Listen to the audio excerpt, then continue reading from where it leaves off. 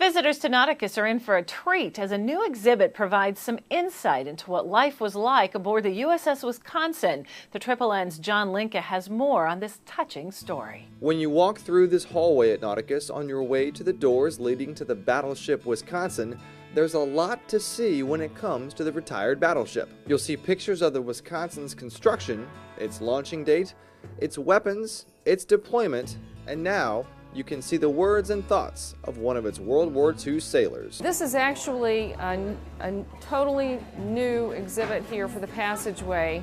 The exhibit is journal entries from Arvel Phifer, a World War II sailor who served just under 2 years on the Wisconsin. He had kept this journal in this little insurance book from 1942 that he happened to have on hand, and it was so profound to read these words from a man who was actually fighting in battle. He passed away in 2007 at 96 years of age, and on what would have been his 102nd birthday, his children and grandchildren visited Nauticus for their first up-close glimpse of the tribute to him.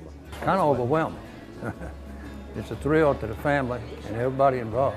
The day I heard it, I was here the next day to see it.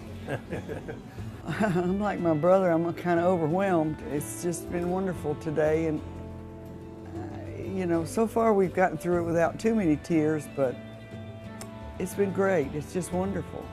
Which journal passages stood out the most to them?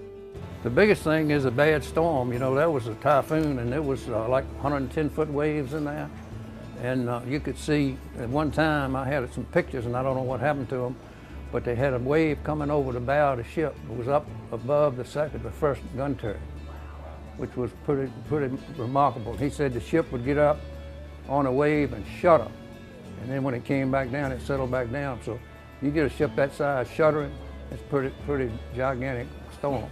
He was thrilled to be there, and he did say that he thought it was nice that he was in the service fighting the war and everything, but he had a nice warm dry bed to sleep in every night. In addition to the journals, there's also a larger-than-life copy of a letter Phifer received from the Secretary of the Navy. Dear Mr. Phifer, I have addressed this letter to reach you after all the formalities of your separation from active service are completed.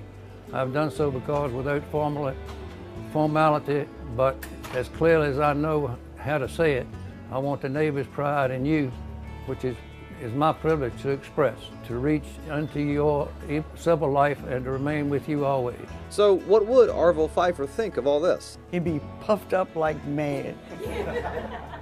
It would just be, you know, because when they buried him, they gave him American Legion gave him a 21-gun salute, and I could just see him up there now leaning on this is his cane, by the way, leaning on this cane saying, they gave me a 21-gun salute. But he would have just been so proud of it.